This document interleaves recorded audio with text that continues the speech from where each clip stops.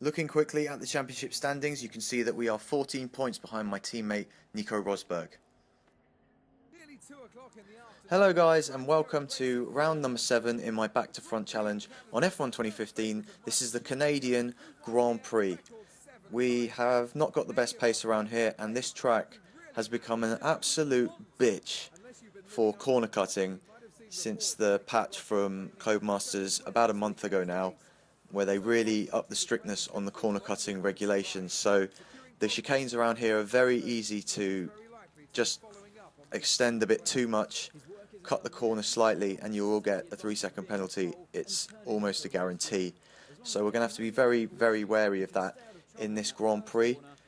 And like I said before, the pace here is not all that great. We're going to have to try and get a good start as ever. But I think really, because we're starting on the primes again, and the primes around here are not great, the rear traction coming off the slow corners, especially the hairpin, is really not very good. So that's going to be difficult. We're probably going to end up having to defend our position from the cars behind occasionally, rather than being able to push on into the final chicane at the end of the lap. So that's the build-up really for this Grand Prix. Let's get to the grid. I think for the first time this season we haven't got a Manor car in front of us. It's Jenson Button in the McLaren lining up in 18th place as the lights go out here in Canada. So Roberto Merri has qualified, he's not even in 17th, so he's had a pretty good qualifying session there. We're taking it quite cautiously here through the first turn, getting a good exit out of there and moving up into 18th, nearly 17th. We're alongside Verstappen, but he's going to get slightly better traction, and you can see Merri there is in 16th place. We're taking it quite easy through the start, although we've got a good pace around the long right-hander, and we've overtaken Verstappen and Merri and moved up into 16th place with Fernando Alonso ahead of us now in 15th.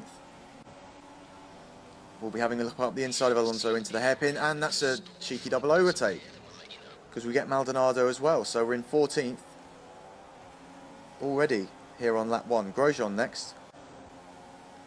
We're in the slipstream of Grosjean as we come to the start of lap 2, and we've put a move up the inside of him. That's P13, and next is Nico Hulkenberg in the very fast in a straight line Force India. We're on the back of Hulkenberg now. Before we get to the hairpin, this should be quite an easy move from here. He actually outbroke us slightly, but we were on the inside, so we've moved up into P12, and I can see the very distinct blue of a Sauber ahead. There's a bit of a scrap going on here between the two Saubers and Carlos Sainz. Sainz and Ericsson side by side, and we might get involved here as well if we can outbrake Ericsson into the chicane, which we do. And that's P11, although we've bashed into the wall pretty hard there. We're quite lucky to get away with that. In the slipstream of Sainz, and we've got DRS for the first time. He's got DRS on Nasser as well. He's going through, and we're going to back off slightly and try and get a good exit. And Nasser's cut the corner, and we've overtaken both of them. That's probably the best move I've done on this game so far. Getting past two cars, and we'll see this in the replay now as we come up behind Sainz and Nasser and just cut back on the inside and get past both of them. Here's the view from me on board. You can see there the benefit occasionally of not trying to outbrake the two cars, but actually holding back and waiting to get a cleaner exit on the way out of the corner. You can see the onboard here from Sainz, who thinks that he's got the move done on Nasser, but Nasser cuts the corner and comes back at him and forces him to run wide. This is the last replay now. This is onboard from Nasser.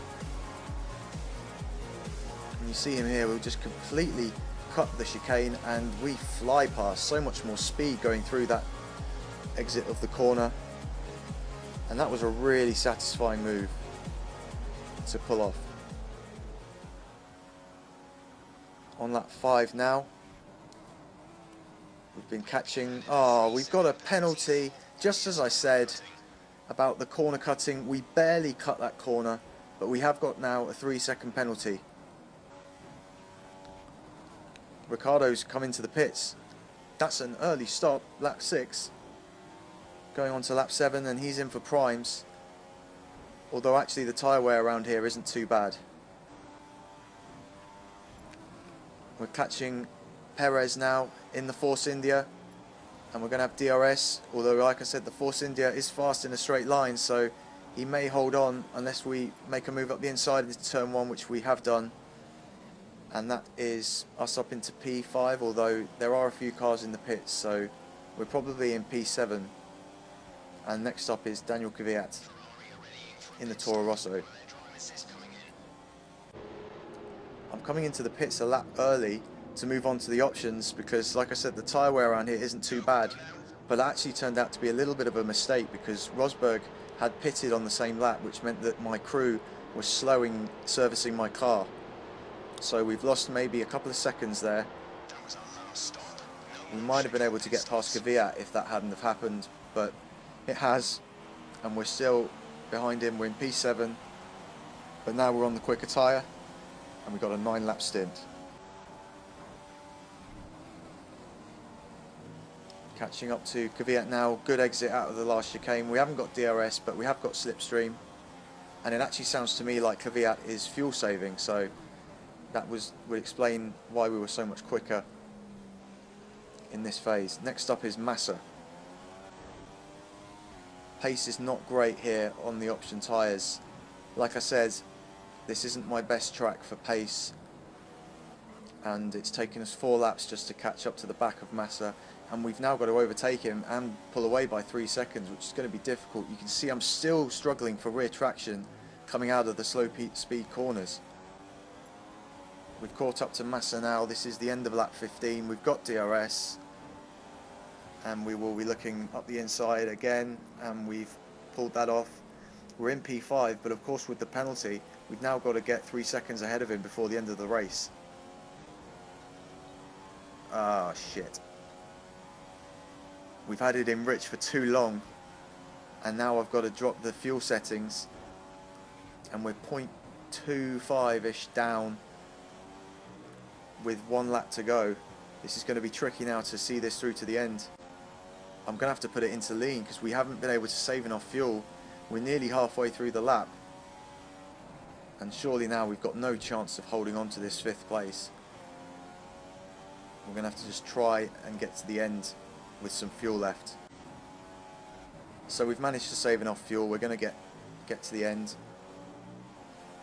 but we're going to cross the line 5th, but we're going to have the 3 seconds, and Massa is well within that. So we are going to finish in P6 in the Canadian Grand Prix. Definitely not my strongest performance, but still a fairly decent points total. Nico Rosberg has won, so he's going to extend his lead in the championship. But like I said, this wasn't one of my strongest tracks. Anyway guys, thank you for watching. I hope you've enjoyed this episode. If you did, please leave a like. Subscribe if you're new. I'll put a link to the playlist in the description of this video so you can watch all the other episodes so far. I hope to see you for round 8, which will be the Austrian Grand Prix.